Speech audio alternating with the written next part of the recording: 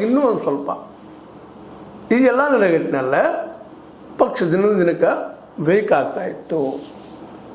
ಅದೇ ಕಾಲಕ್ಕೆ ನಮ್ಮ ಏನಪ್ಪ ಅಂತಂದ್ರೆ JDSನ ಈ ಎಲ್ಲ ನಾಯಕರು ಇನ್ನುಳಿದ ಅವ್ರನ್ನ ಬಿಟ್ಟು ಕುಟುಂಬದ ನಾಯಕರನ್ನ ಬಿಟ್ಟು ಇನ್ನುಳಿದೆಲ್ಲ ನಾಯಕರು ಬಿಟ್ಟು ಹೋಗಿಬಿಟ್ಟಿದ್ರು ಇವತ್ತು.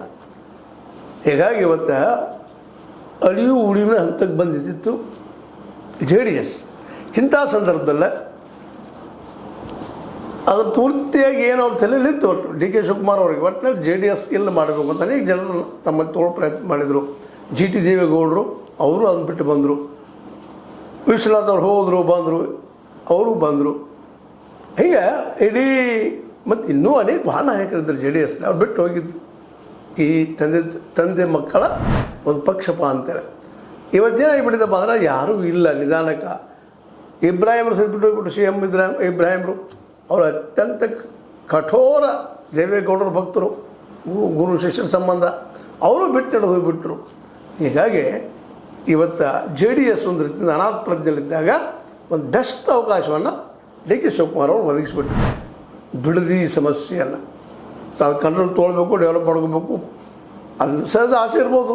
ದುಡ್ಡು ಸಾಕಷ್ಟು ಬರ್ತದೆ, ಇದನ್ನ ಅನುಕೂಲಗಳಾಗ್ತಾವೆ. ಅನೇಕ ಕಾರ್ಪೊರೇಟ್ಗಳು ಬರ್ತಾರೆ, ಅದನ್ನು ದುಡ್ಡು ಬರ್ತದೆ. ರಾಜ್ಯನೂ ಅದು ತಮ್ಮದು ಅನುಕೂಲಗಳಾಗ್ತವೆ, ಪೊಲಿಟಿಕಲ್ ಪಾರ್ಟಿ ಫಂಡ್ಗಳಾಗ್ತವೆ. ಈ ಎಲ್ಲ ಲೆಕ್ಕ ಹಾಕಿ ಮಾಡಿದ್ರು. ಆದರೆ ಅದು ರಿಸಲ್ಟ್ ಏನಾಗ್ಯದಪ್ಪ ಅಂತಂದ್ರೆ ದೇವೇಗೌಡರು ಇದನ್ನು ಸರಿಯಾಗಿ ಬೆಳೆಸ್ಕೊಳ್ತಾ ಇದ್ದಾರೆ, ಕುಮಾರಸ್ವಾಮಿ ಸರಿಯಾಗಿ ಬೆಳೆಸ್ಕೊಳ್ತಾ ಇದ್ದಾರೆ. ಅಲ್ಲಿ ರೈತರ ಸಿಟ್ಟನ್ನು, ಭೂಮಿಯನ್ನು ಕಳ್ಕೊಳ್ಳೋವಂಥವ್ರ ಸಿಟ್ಟನ್ನು ಸರಿಯಾಗಿ ಯುಟಿಲೈಸೇಷನ್ ಮಾಡಿ ತಮ್ಮ ಪಕ್ಷವನ್ನು ಇನ್ನಷ್ಟು ಗಟ್ಟಿ ಮಾಡ್ಕೊಳ್ತಾ ಇದ್ದಾರೆ.